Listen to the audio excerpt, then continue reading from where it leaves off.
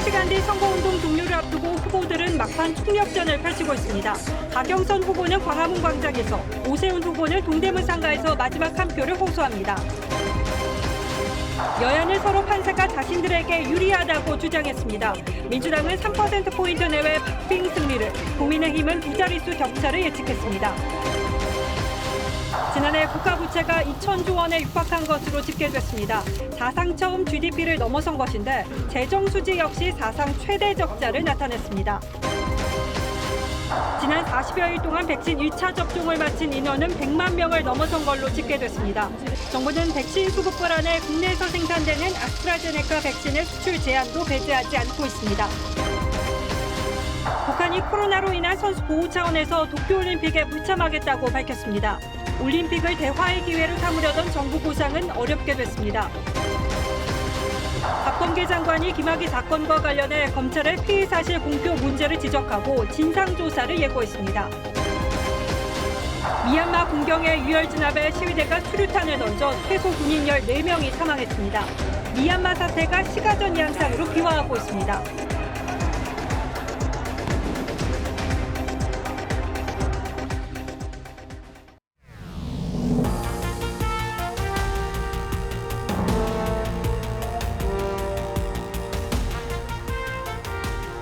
여러분 안녕하십니까? 뉴스9의 신동욱입니다. 이제 3시간 뒤면 4.7 재보궐선거 공식 선거운동이 모두 끝납니다.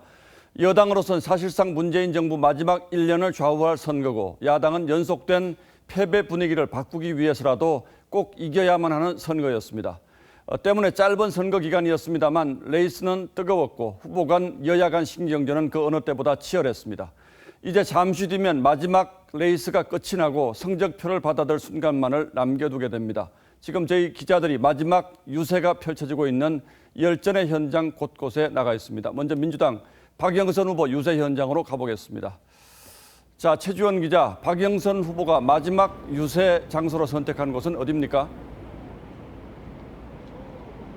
네, 더불어민주당 박영선 후보는 잠시 뒤 이곳 서울 광화문에 도착해 마지막 유세를 벌일 예정입니다. 박 후보는 오늘 낮에 이어 하루 동안 2차례 광화문을 찾았는데요. 촛불 정신을 강조하며 지지층 결집을 호소했습니다. 우리가 나아가고 앞으로 가야 할 그런 어떤 방향이 또 촛불 정신이라는 것을 다시 한번 생각해보는 그러한 시간이다라는 그런 의미도 있습니다. 박 후보는 마지막 하루 동안 주로 지지층을 공략하는 유세 일정에 주력했습니다. 박 후보는 그동안 민주당이 부족함이 있었다고 거듭 반성하면서도 시민들은 거짓말을 심판해야 한다는 쪽으로 바람 방향이 바뀌고 있다며 자신감을 내비쳤습니다. 당 지도부는 서울과 부산을 연결하는 화상의원총회를 열고 투표 참여를 독려했습니다. 부족하지만 노력하는 더불어민주당에게 다시 한번 기회를 주십시오. 더불어민주당의 명운을 걸고 부동산 투기 근절과 집값 안정을 이루겠습니다. 그러면서 진실과 진심이 거짓을 이길 것이라며 막판 지지를 호소하고 있습니다. 지금까지 서울 광화문에서 TV조선 최주원입니다. 자, 그럼 이번엔 국민의힘 오세훈 후보 쪽을 연결해 보도록 하겠습니다. 자, 차정선 기자, 박영선 후보는 광화문을 마지막 유세 장소로 잡았는데 오세훈 후보 측은 어디를 선택했습니까? 네, 오세훈 후보가 마지막으로 선택한 유세 현장, 바로 동대문 인근 바로 이곳 서울 남평화 상가입니다. 이곳은 한때 패션 메카로 통해서 유명세를 날렸지만은 코로나19로 직격탄을 맞은 곳이기도 하죠. 이곳을 고른 이유, 바로 민심을 가장 먼저 챙기겠다, 이런 의도라고 합니다. 오세훈 후보는 지난해 총선에 출마했던 광진을 시작으로요, 강북 지역을 집중적으로 돌면서 막판 지지를 호소했습니다. 밝은 대한민국의 심장 서울이 다시 뛸 수 있도록 열심히 뼈가 가루가 되도록 뛰겠습니다. 도와주십시오. 저녁엔 2030 세대가 많은 신촌에서 대규모 거리 유세를 했습니다. 오 후보는 청년들의 지지와 성원이 확연히 피부로 느껴진다며 2030 세대가 희망을 품을 수 있는 서울을 만들겠다고 강조했습니다. 오 후보는 또 민주당이 조직력이 막강한 만큼 지지자 한 사람이 100명씩 데리고 나가 투표해 줄 것도 당부했습니다. 야권 단일화 경쟁자였던 안철수 대표를 비롯해 당 지도부도 총출동해 오 후보 지원에 나섰습니다. 오세훈 후보를 내일 여러분들이 투표장에서 압도적인 표차로 당선시키리라고 확신하고 있습니다. 그렇죠?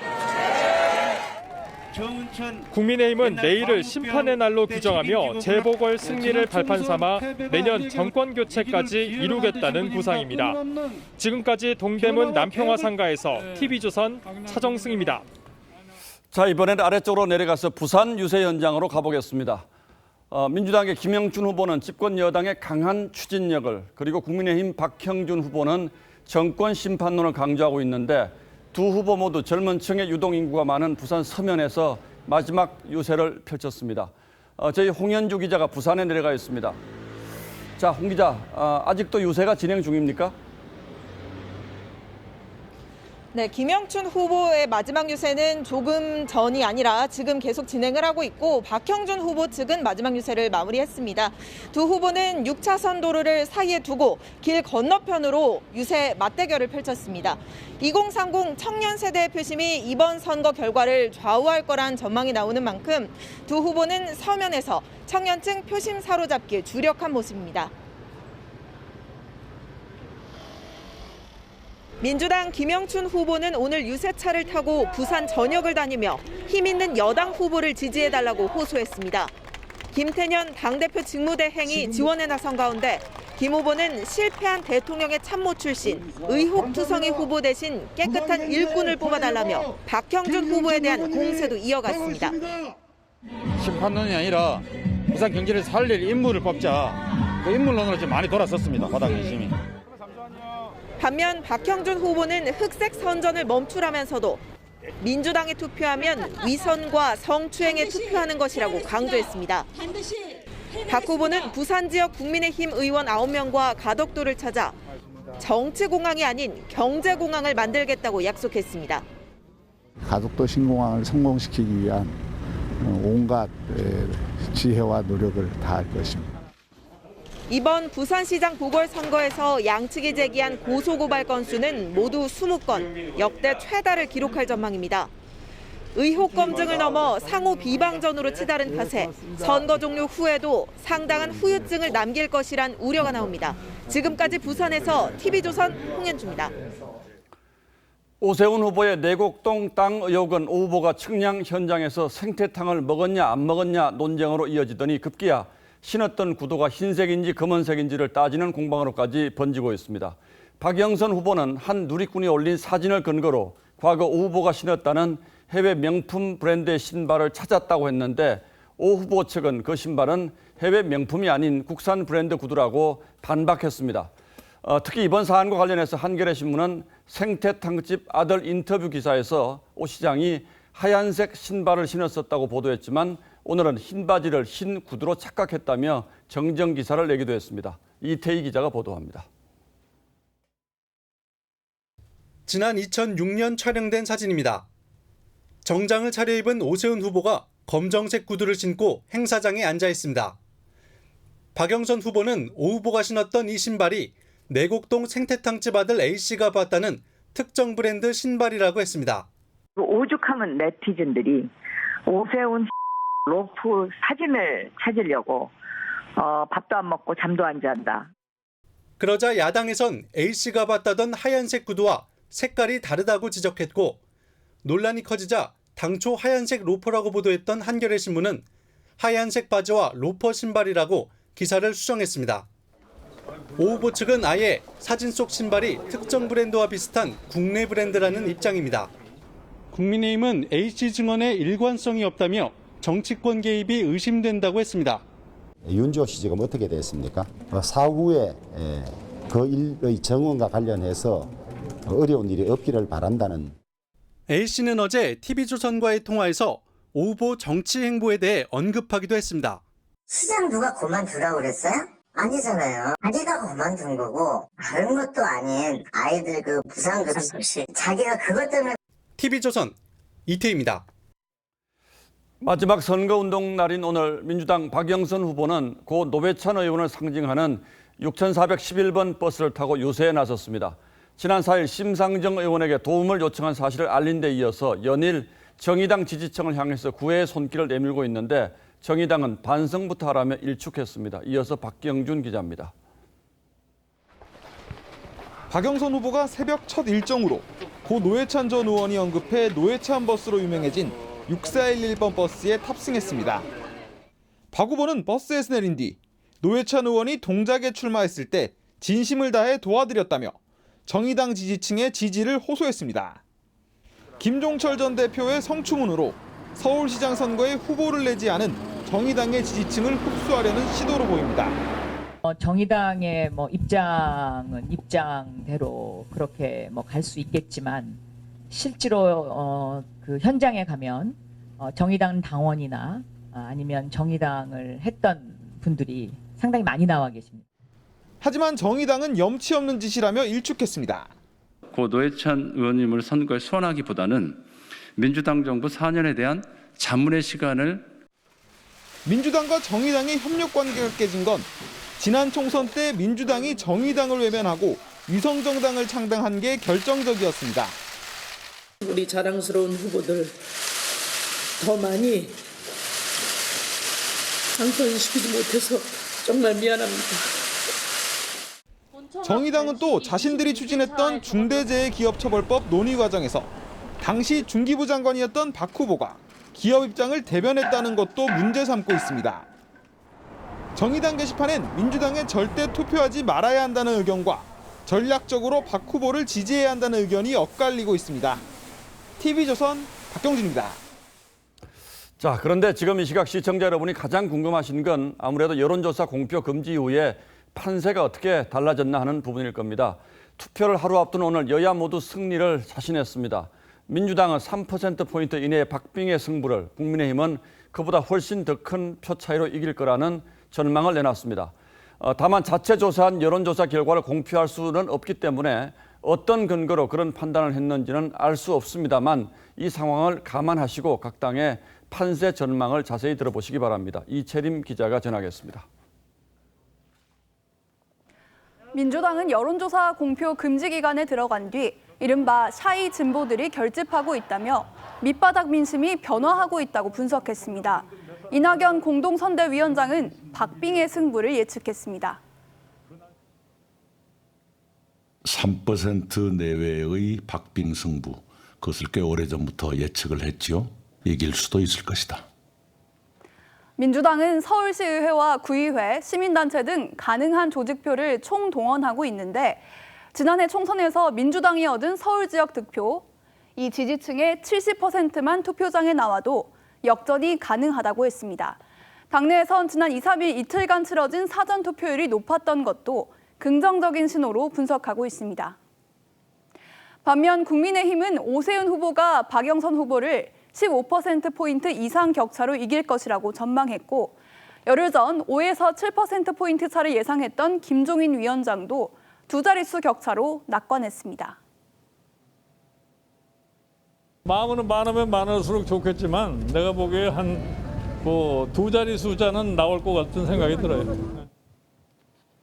부산 역시 초반부터 이어진 네거티브가 작동하지 않았다며 큰 격차의 승리를 예측하고 있습니다. 또 사전 투표율이 높았던 만큼 실제 투표율도 60%를 넘길 수 있을 거라며 시민들의 정권 심판, 분노 투표 민심이 긍정적인 결과로 나타날 수 있다는 전망을 내놓고 있습니다. TV조선은 내일 저녁 7시 반부터 자정까지 신동욱 앵커의 진행으로 서울과 부산시장 개표 방송을 전해드립니다.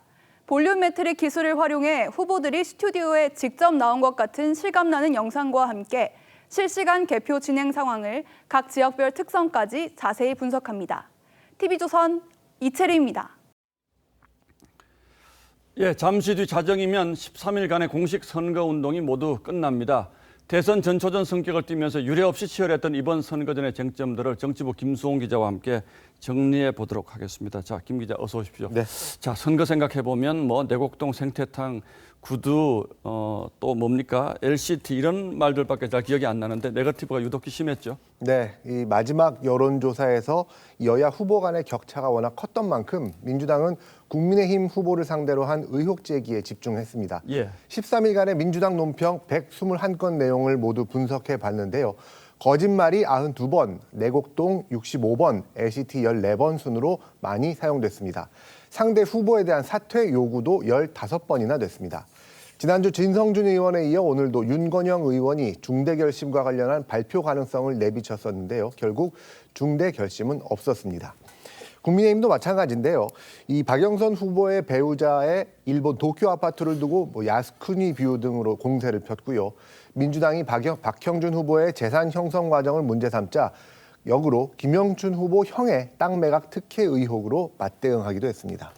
예, 뭐 차이는 있습니다만 여야 모두 우리가 이길 것이다 지금 이렇게 전망하고 있는데 지난 일주일간은 여론조사 결과를 공표할 수 없는 기간이었지 않습니까? 이 기간 동안 표심들이 어떻게 흘렀는지 전문가들 얘기는 좀 들어봤습니까? 네, 이 여론조사 전문가들은 이른바 이 블랙아웃 기간에 표심 변화는 주로 득점보다는 주로 실점이라고 합니다. 예. 대표적인 게 2012년 19대 총선 직전에 낙검수 김용민 씨의 여성 노인 기독교 비하 막말이 드러나면서 이 새누리당에 넘겨준 것을 사례로 꼽는데요. 이 같은 대형 실점이 발생하지 않는 한 이 판세를 크게 흔들기는 어렵다는 분석이 많았습니다. 실제 지난해 총선 때 여론조사에서 정권 안정론이 50.3%, 정권 심판론이 40.1%였는데 실제 이 지역구의 득표율도 비슷하게 나타났습니다. 예. 19대 대선 때도 문 대통령 득표율은 마지막 여론조사와 1%포인트밖에 차이가 나지 않았었습니다. 자, 그러니까 이 마지막에는 잘하는 것보다 실수하지 않는 게 더 중요하다 이런 얘기죠. 네. 자, 그렇다면 이번 이제 소위 깜깜이 선거 기간 중에 벌어진 이슈는 여야 어디에 더 유리할까요? 김상조 전 청와대 정책실장 그리고 민주당 박주민 의원이 지난해 임대차법 통과 직전에 임대료를 크게 올렸던 것으로 나타나면서 이 LH 사태로 분노한 민심을 더 악화시켰습니다. 예. 이 때문에 여당은 오세훈 후보의 내곡동 땅 의혹을 더욱더 집중적으로 제기하기도 했었습니다. 선거 전이 유난히 치열했던 탓도 있겠습니다만 선관위의 중립성 논란 이것도 많았어요, 이번에는. 그렇습니다. 이 보궐선거 외화조, 투표가 위선, 무능, 내로남불을 이깁니다. 이런 구호들은 불허됐고요. 선거 기간 전이지만 TBS의 일합시다라는 캠페인은 문제가 없다고 선관위는 판단했습니다. 예. 부산에서는 부동산 투기는 불허, 민주당이 강조하는 일자리 표현은 허용됐습니다. 국민의힘은 여당과 선관위가 원팀이라고 비판하고 있는데 선관위는 특정 정당에 유리한 해석을 내리지는 않고 있다 이런 입장입니다. 자, 내일 선거 결과가 이제 어떻게 나올지 아직 예단하기는 어렵습니다만 어쨌든 여야 지도부의 거취 문제도 이 결과에 따라 좀 달라질 수가 있겠죠. 그렇습니다. 저희가 취재를 해보니까 민주당은 내일 밤에 선거 윤곽이 나오면 이 긴급 지도부 회의를 열 예정입니다. 내일 밤에요? 네. 일각에서는 결과가 좋지 않을 경우에는 여기서 지도부 사퇴 문제를 고민할 수 있다 이런 전망도 나오고 있습니다. 국민의힘 김종인 비대위원장은 내일로 10달여간의 임기가 끝나게 됩니다. 김 위원장은 열흘 정도 일정으로 여행을 떠날 예정인데 결과에 따라서는 당에서 이 잔류 요청을 할 수도 있다 이런 얘기도 있습니다. 자, 이번 선거가 끝나고 나면 당장 내일부터 이제 대선전으로 돌입한다 이렇게 봐야 되겠군요. 예. 예, 김수홍 기자 내일 취재도 수고해 주십시오. 네. 잘 들었습니다.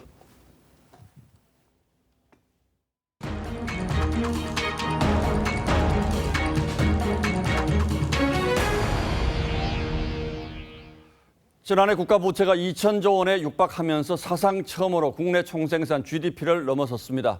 4차례에 걸친 추경으로 재정 적자도 사상 최대를 기록했는데 정부는 아직도 이 정도면 양호한 수준이라는 입장입니다. 송병철 기자가 취재했습니다.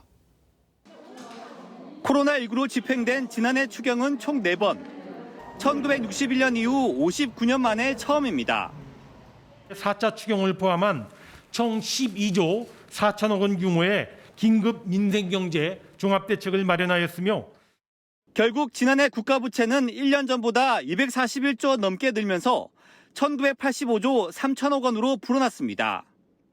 1924조 4,500억 원인 GDP, 즉 국내 총생산까지 넘어섰습니다.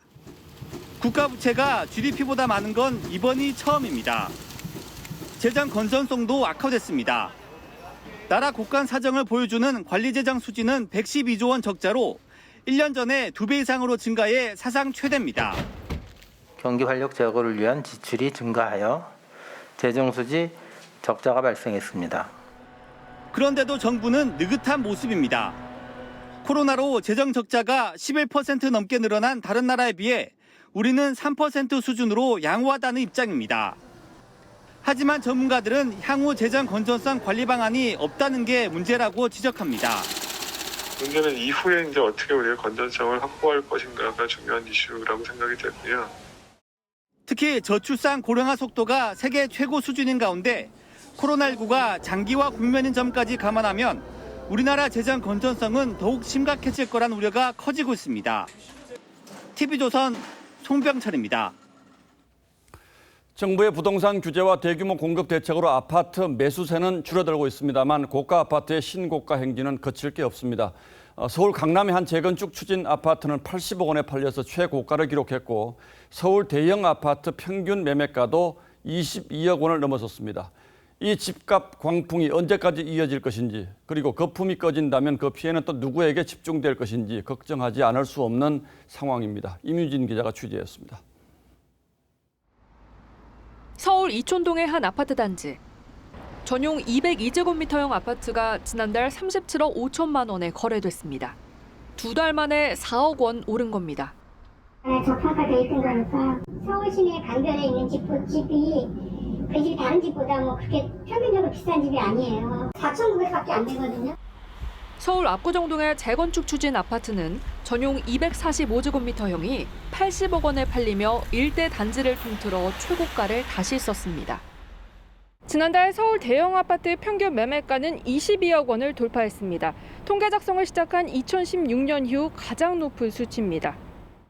최근 1년간 2억 5천만 원 넘게 오르며 상승세가 가팔랐습니다. 다주택자 규제 강화로 이른바 똘똘한 한 채 수요가 집중된 데다 강남권 재건축 추진 기대감이 오름폭을 키운 것으로 보입니다.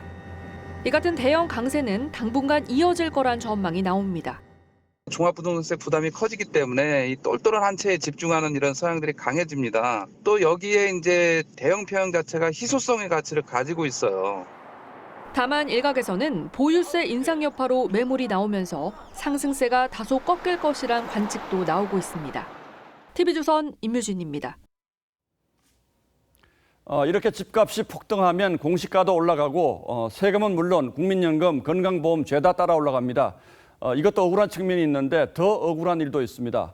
오늘 보도를 보면 서초구의 한 아파트는 실거래가가 12억 원인데 공시가가 15억 원이라고 합니다. 이게 맞는 말인지 또 이런 경우가 얼마나 있는지 따져보겠습니다. 자, 윤슬기 기자, 조금 전 제가 예로 든 이런 경우는 어디서 나온 사례입니까? 네, 서울 서초구청이 이 관내주택 5곳 중 한 곳꼴로 올해 공시가가 시세의 80%가 넘는다고 어제 발표했죠. 이 서초동의 80제곱미터 A 아파트의 경우엔 공시가가 15억 3,800만 원인데 심지어 거래가가 이 3억 원 가까이 적은 12억 6천만 원이라고 했습니다. 국토교통부는 이렇게 반박합니다. A 아파트 인근에 이보다 작은 59제곱미터 아파트가 최근 16억 원, 비슷한 면적의 집들은 18억 원에서 22억 원대에 거래가 됐다며 그래서 A 아파트 실거래가는 12억 6천만 원을 훨씬 웃돈다는 입장입니다. 따라서 이를 근거로 이 공시가 15억여 원을 산정해낸 건 맞는 계산이라는 거죠.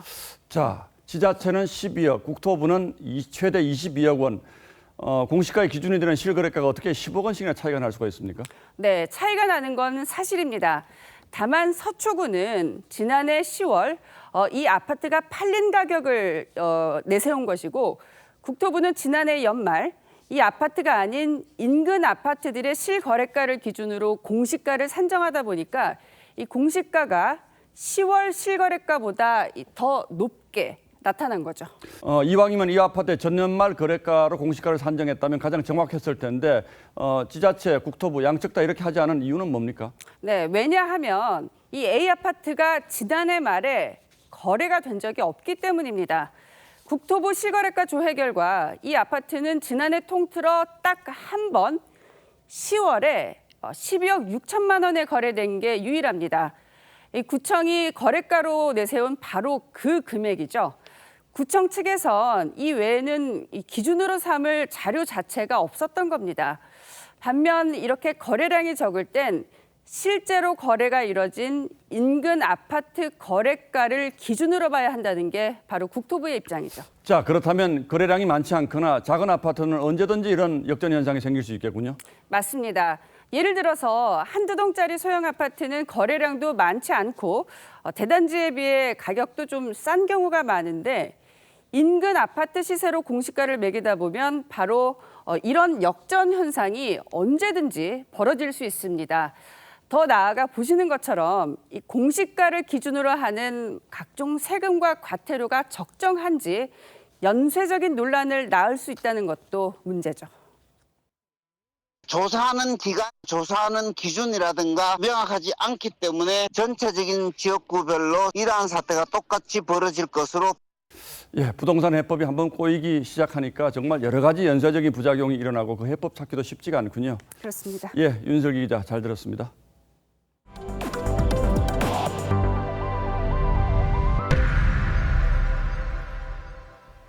코로나 상황 전하겠습니다. 신규 확진자가 이틀째 400명대를 이어갔습니다. 그런데 오늘 벌어진 상황을 보면 정부의 4차 대유행 경고를 다시금 떠올리지 않을 수 없습니다.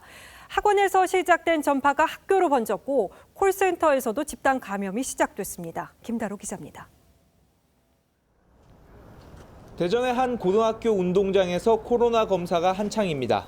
이 학교에서는 이틀 새 학생 12명이 잇따라 확진 판정을 받았습니다. 대전에서는 지난 2일 학원 수강생 1명이 첫 확진 판정을 받은 뒤 나흘 만에 확진자가 43명으로 늘었습니다. 학원에서 시작된 감염은 수강생들이 다니던 중고등학교 7곳으로 번졌습니다. 좀 당황스럽습니다. 제 학교 아래에 그 학원이 있고 거기 다니는 학생이 이제 또 감염이 됐고. 연쇄 감염은 학원 강의실을 중심으로 번져나갔습니다. 41명이 이제 그 수강생이 있는데 그 중에서 10명이 이제 확진이 되지 않습니까? 그 장소를 제가 좀 특정을 지어서 집중적으로. 인천의 한 음식점에서 시작돼 어린이집과 코인 노래방으로 이어진 집단 감염은 관련 확진자가 56명으로 늘어났습니다. 어린이집 놀이기구와 화장실 등 시설 대부분에서는 바이러스가 검출됐습니다. 증상이 있는 상태에서 계속 출근을 하고 했으니까 거기 부분에 대해서 접촉된 상황들이고. 이 밖에 울산의 고용노동부 고객상담센터 직원 21명과 가족 2명도 확진 판정을 받았고 부산 유흥업소발 집단 감염은 N차 감염으로 이어지며 누적 확진자가 300명을 넘어섰습니다. TV조선 김다로입니다. 확산세를 잡기 위해서는 백신 접종이 급선무인데 접종 40일째인 오늘 100만 명이 1차 접종을 마쳤습니다. 정부는 앞으로 석 달여 동안 지금의 10배가 넘는 국민의 접종을 마치겠다는 계획인데 백신 확보가 관건이겠죠. 국내에서 생산되는 아스트라제네카 백신 수출 제한도 배제하지 않고 있습니다. 정은혜 기자입니다. 경북 안동의 SK바이오사이언스 공장.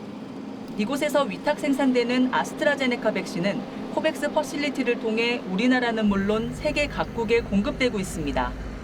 정부는 이 수출을 제한해서라도 우리가 계약한 물량을 우선 확보하는 방안을 검토하고 있습니다.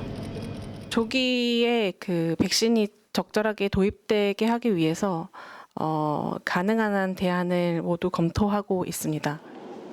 일주일 전엔 국제사회에 미칠 악영향을 우려해 백신 수출 제한에 선을 그었지만 수급 불확실성이 커지자 입장을 바꾼 겁니다. 앞서 인도는 수출을 제한했습니다. 정부는 설비를 증설해 백신 생산량을 늘리는 방안도 협의하고 있습니다. 2분기 국내 공급이 남아있는 아스트라제네카 백신은 개별 계약 물량까지 모두 434만 4천 명분입니다. 하지만 최근 영국에서조차 혈전 생성으로 젊은 층 접종을 중단해 백신을 확보하더라도 안정성 문제를 극복해야 합니다. 혈전 관련 전문 자문단 그리고 예방접종 전문위원회를 거쳐서 이런 부분을 다시 정리해서 발표할 예정입니다. 얀센과 모더나 등 다른 백신의 도입 일정은 아직 확정되지 않았습니다. TV조선 정은혜입니다. 영국과 이스라엘은 국민 과반이 백신 접종을 할 정도로 접종 속도가 빠릅니다. 이 확산세를 잡고 집단 면역에 한 발 다가선 만큼 공연을 재개하거나 마스크를 벗는 실험이 시도되고 있는데 오늘은 백신 강국들의 표정에 포커스를 맞췄습니다. 런던 시내가 한눈에 들어오는 영국의 로열 오페라 하우스 옥상. 거리를 두고 서서 마스크를 벗는 합창단원들. 지휘에 맞춰 베르디에 오페라 일 트로바토레의 대장간의 합창이 바람을 타고 울려 퍼집니다.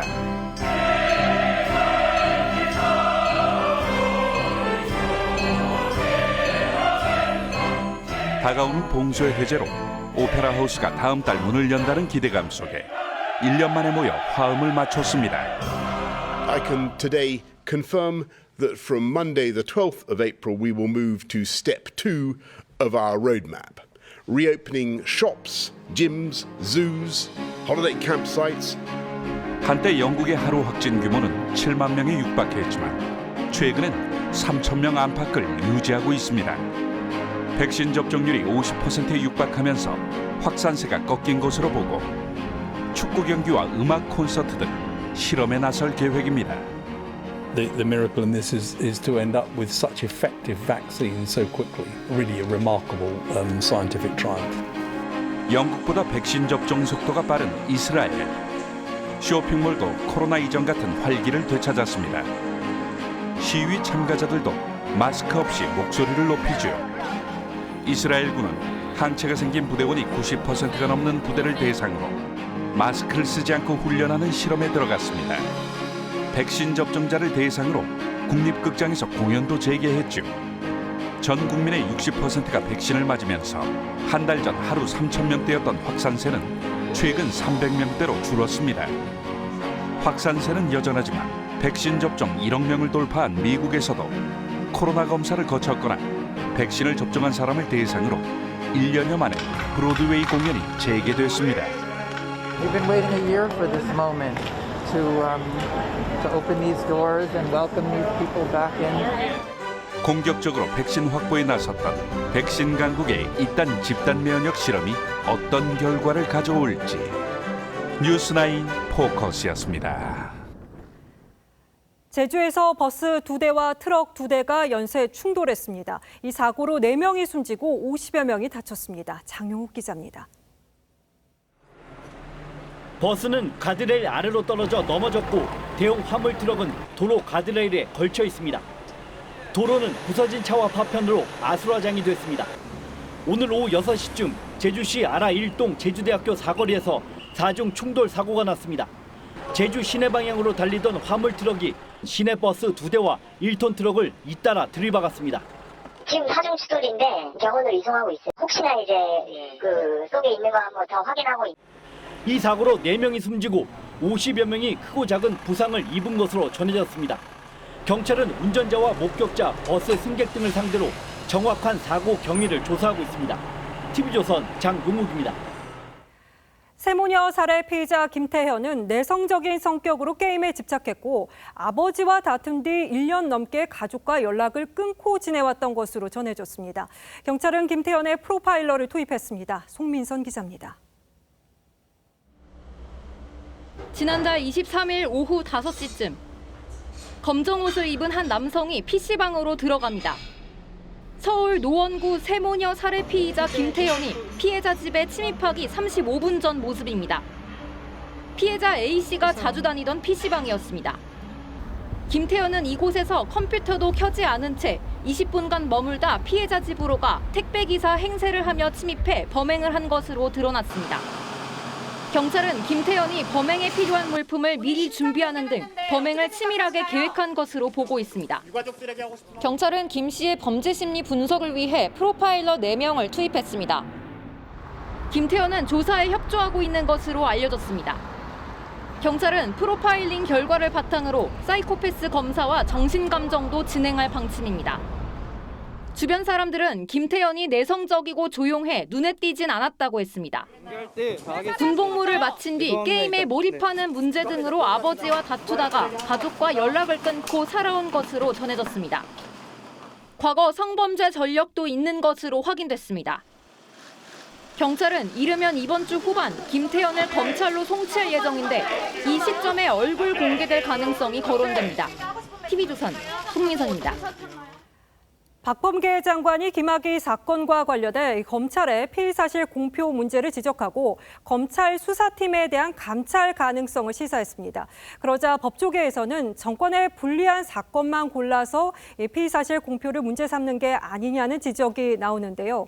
박 장관의 지시가 선거를 앞둔 정치적 행위라는 반응도 나왔습니다. 최민식 기자입니다. 국무회의를 마치고 법무부 청사로 돌아오는 길. 박범계 법무장관은 작심한 듯 검찰 수사팀을 공개 비판했습니다.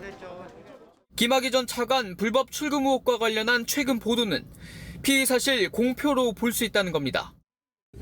매우 엄중히 보고 있고 묵과하기 어려운 상황이라고 판단을 합니다. 4.7 보궐선거를 앞두고 검찰이 의도적으로 청와대 관계자와 정권과 관련된 수사 상황을 언론에 흘리고 있는 것으로 보고 감찰 등의 조치도 예고했습니다. 감찰까지 염두에 두시는 건가요? 그런 측면에서 어떠한 조치에 예외나 제한을 두고 있지 않습니다. 법조계 일각에선 박 장관의 감찰 예고가 내로남불 아니냐는 지적이 나옵니다.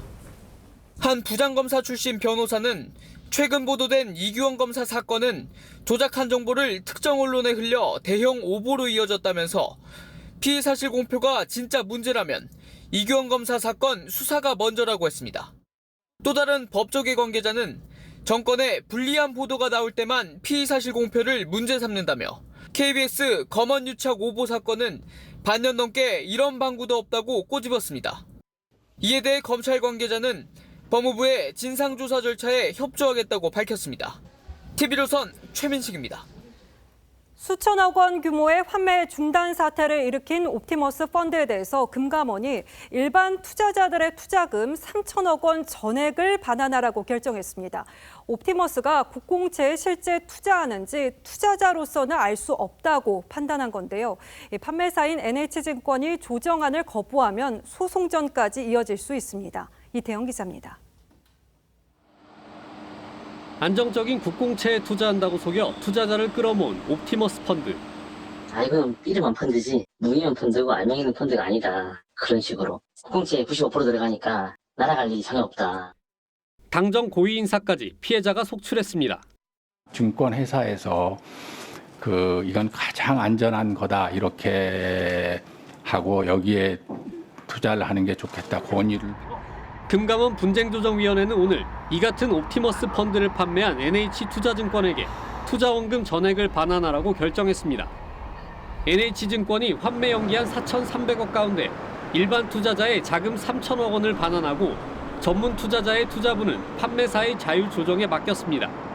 조정인은 민법상 착오에 의한 계약 취소를 이유로 들었습니다. 옵티머스 펀드가 공공기관 확정 매출 채권에 투자하는 것이 사실상 불가능한데 판매사가 운용사 얘기만 들어 착오를 유발했다는 겁니다. 판매사인 NH증권은 금감원 분조위 조정안 결정을 존중한다며 조만간 이사회를 열고 수용 여부를 논의할 계획입니다. 다만 조정안에 강제력은 없어 NH증권이 조정안 수락을 거부하면 민사소송으로 진행될 가능성도 있습니다. TV조선 이태용입니다. 온라인 쇼핑몰 쿠팡이 최근 온라인 판매가 금지된 주류를 팔다가 판매를 중단하는 일이 있었죠. 이뿐이 아니었습니다. 일본 제국주의를 상징하는 우길기 관련 상품도 올라 있었습니다. 다음 달이면 쿠팡도 대기업으로 지정이 될 예정이죠. 김자민 기자입니다. 지난해 말 쿠팡에 올라온 일장기 머리띠입니다. 일본 특공대를 뜻하는 가미카제가 한자로 적혀 있습니다. 소비자와 언론의 지적이 잇따르자 쿠팡은 부적절한 상품이라며 판매를 중단했습니다. 그럼 이런 부적절한 상품은 더 이상 판매되지 않는 걸까? 온라인 쇼핑몰 5개 업체에서 일장기, 우길기, 그리고 독일 나치를 상징하는 문양인 하켄크로이츠를 검색해봤습니다. 5개 업체 모두 우길기로 검색되는 상품은 없지만 일장기를 검색하자 쿠팡에서 우길기 상품이 바로 나옵니다. 일본 제국주의 상징인 기미가요가 적힌 일장기도 판매됩니다. 네이버에서도 일부 우길기 상품이 검색됐지만 쿠팡에선 나치 문양 브로치와 하켄크로이츠 패치까지 판매되고 있습니다. 제품 판매 자체에는 법적 문제가 없더라도 도덕적 책임에선 자유로울 수 없다는 지적이 잇따릅니다. 직접적으로 판매하는 것이 아니라 플랫폼을 제공한다 하더라도 이런 역사 왜곡에 관련된 부분에 있어서 좀 더 검열을 강화하는 게 중요하다는 생각이. 최근 쿠팡에선 온라인에서 판매가 금지된 주류가 팔리기도 했습니다. 쿠팡 측은 부적합한 상품은 즉시 판매를 중단하고 수시로 모니터링을 하고 있다고 해명했습니다. TV조선 김자민입니다. 예, 다음 뉴스입니다. 북한이 오는 7월로 예정된 도쿄올림픽 불참을 선언했습니다. 코로나로부터 선수단을 보호한다는 명분인데 평창올림픽처럼 도쿄올림픽을 남북관계 개선의 계기로 만들려던 우리 정부의 계획도 사실상 물거품이 됐습니다.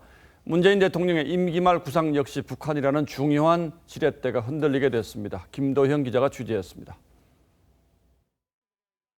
북한의 하계올림픽 불참은 88 서울올림픽 이후 33년 만입니다. 북한 체육성은 코로나를 불참 이유로 밝혔습니다. 문재인 정부는 도쿄올림픽을 계기로 북한과의 대화 물꼬를 튼다는 목표로 꾸준히 움직여 왔습니다. 한일 간, 남북 간, 북일 간, 그리고 북미 간의 대화의 기회가 특히 일본 통인 강창일 대사까지 파견하며 상당 기간 방치했던 한일 관계 개선에까지 나섰습니다. 2018년 평창올림픽 당시 김씨 일가 중 처음으로 김여정이 서울을 찾은 뒤 남북, 북미 정상회담이 이어진 바 있습니다.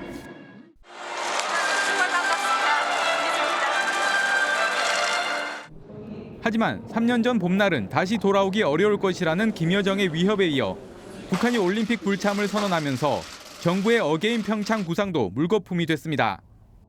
대화를 기대하기보다는 도발을 통해서 미국을 압박하겠다는 의지가 담긴 거죠. 통일부는 북한의 올림픽 불참 결정을 아쉽게 생각한다면서도 향후 코로나 상황에 따라선 북한이 참가로 돌아설 가능성도 배제하지 않고 있습니다. TV조선 김도영입니다. 미국과 일본이 최강의 성능을 가진 스텔스 전투기 F-22와 F-35를 동원한 합동 비행 훈련을 최초로 실시했습니다.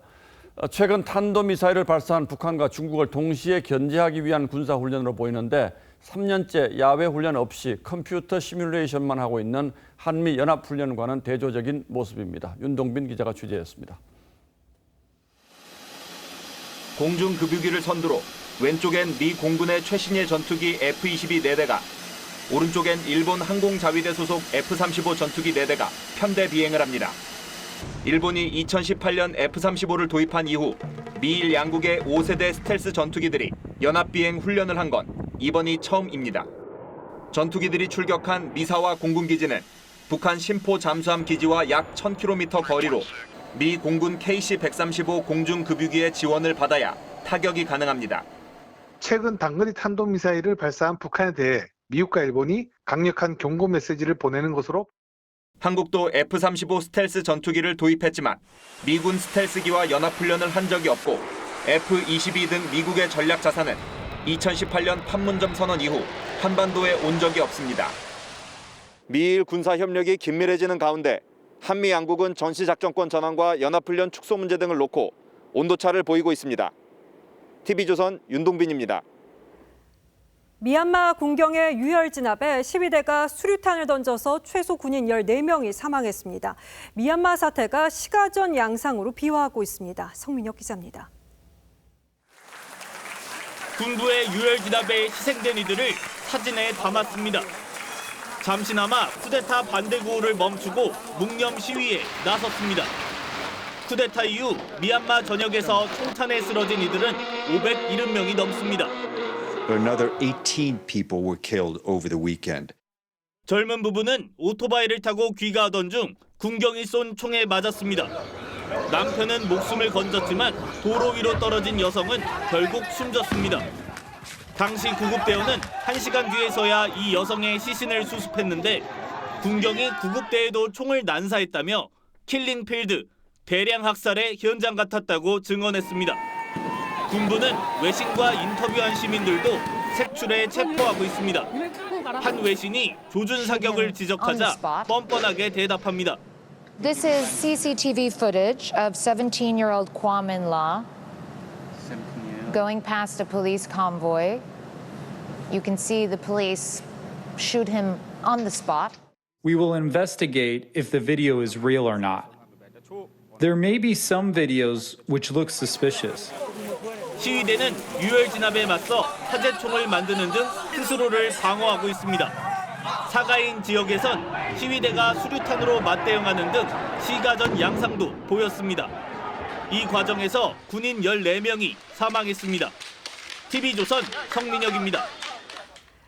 아시아계를 상대로 한 범행이 미국에서 계속되고 있습니다. 대낮에 집 현관에서 강도짓을 벌이는가 하면 사람이 많은 횡단보도에서도 아무렇지 않게 물건을 빼앗습니다. 이유진 기자입니다.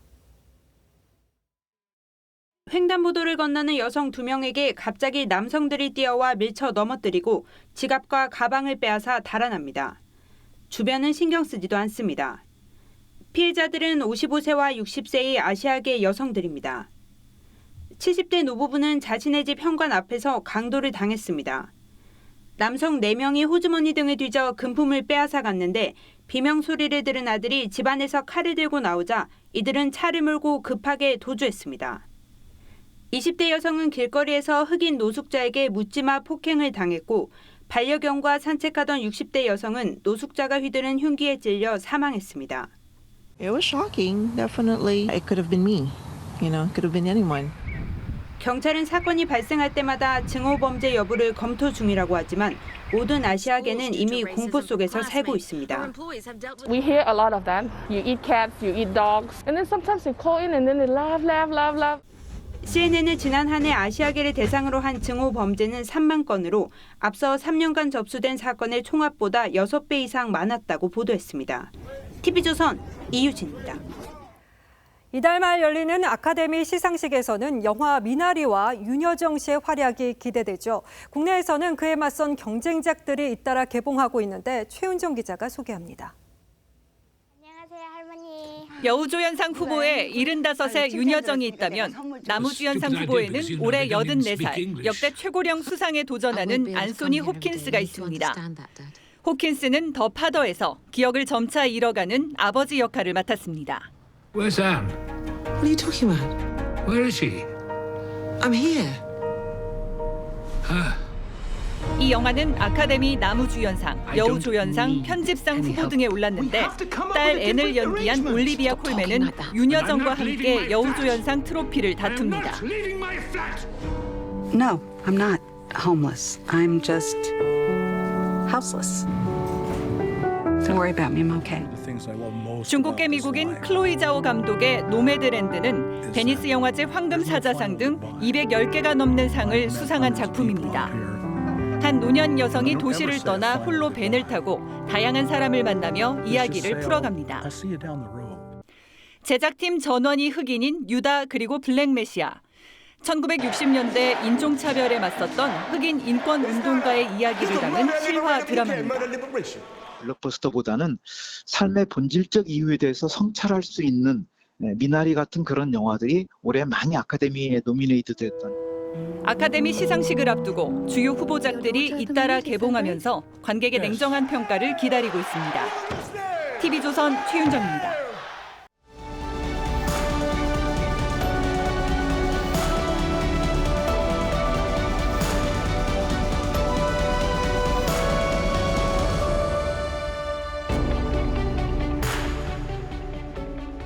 시인이 마이크 소리 요란한 선거 유세장을 기웃거립니다.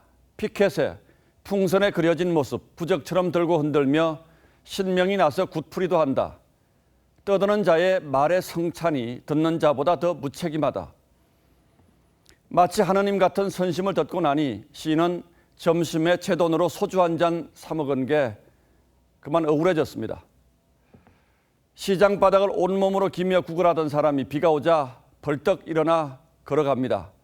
그 모습에서 시인은 선거철 정치인들을 떠올립니다. 머리가 땅에 닿도록 굽신대며 머슴임내 간을 빼줄 듯이 가난한 자의 발바닥이 되겠다던 정치인들 말이죠. 그런데 선거 끝나면 다들 직립인간 호모 에렉투스로 돌아갑니다. 바닥을 기다 멀쩡하게 일어나는 거린의 기적과 숙였던 고개, 깔았던 신분을 벌떡 일으켜 세우고 거만한 지배자가 되는 기적. 어느 것이 더 도덕적인 기적인가? 내일 서울과 부산시장 보궐선거를 앞두고 정치인들은 국민 앞에 한껏 몸을 낮췄습니다. 여야 가리지 않고 반성과 다짐을 아끼지 않았습니다. 하지만 상대방을 향해서는 어느 때보다 거친 비난과 삿대질이 오갔습니다. 진영과 이념에 불을 때는 감정의 도가니가 무섭게 들끓고 있음을 체감합니다. 선거는 카타르시스라고 합니다. 가슴 속 묵은 응어리를 풀어버리는 정화입니다. 그런데 우리는 선거를 치를 때마다 나라 안의 골이 더 깊이 파이곤 합니다. 지난 몇 년 우리 사회를 지배했던 단어들을 다시 돌아봅니다. 미움, 분노, 갈등, 분열, 좌절. 봄마다 하늘을 짙게 가리는 황사처럼 답답한 이름들입니다. 그래서 내일 선거는 소망, 위로, 화해, 통합, 용기를 되살리는 선거였으면 합니다. 서둘러 온 올 봄은 벌써 아기 손처럼 여린 새잎을 펼쳐들어 생명을 노래합니다. 봄비치고는 꽤 많은 비가 내린 뒤에 내일도 파란 하늘이 펼쳐진다고 합니다. 밝은 눈으로 두루 살펴 후회 없을 한 표를 던져야 대한민국 양대 도시의 맑은 하늘, 밝은 미래를 열 수 있습니다. 그리고 누가 시민의 선택을 받든 언제나 몸 낮추고 말씨 바르고 겸손과 품이 잃지 않는 성실한 일꾼이 된다면 더 바랄 게 없을 겁니다. 4월 6일 앵커의 시선은 다시 선택이다 였습니다.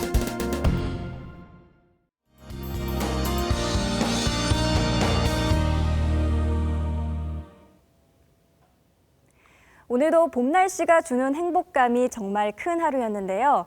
다만 내일은 불청객 미세먼지 소식이 있습니다. 벌써 일부 지역은 농도가 높아지고 있는데요. 내일 서쪽 지역을 중심으로 일시적으로 나쁨 단계를 보이겠습니다. 또 요즘 낮과 밤으로 기온이 널뛰기를 하고 있는데요. 내일도 일교차가 10도 이상 크게 벌어지겠습니다. 특히 내일 아침 일찍 투표하러 가시는 분들은 다소 쌀쌀할 수 있으니까요. 겉옷을 꼭 챙기시기 바랍니다. 자세한 기온 살펴보겠습니다. 내일 아침 서울이 8도, 안동은 4도에서 출발하겠고요. 한낮 기온은 서울이 20도, 대구는 21도까지 오르겠습니다. 낮에는 살짝 덥게 느껴질 수도 있겠습니다. 주말까지는 무난한 봄 날씨가 예상되고요. 다음 주 초에 비 소식이 들어 있습니다. 날씨였습니다. 예, 저희는 내일 저녁 7시 반부터 4.7 재보궐선거 개표 방송을 시작합니다. 뉴스9도 특집으로 꾸며서 다양한 분석과 함께 개표 결과를 아주 자세하게 전해드리도록 하겠습니다. 4월 6일 뉴스9는 여기서 모두 마칩니다. 시청해주신 여러분 고맙습니다.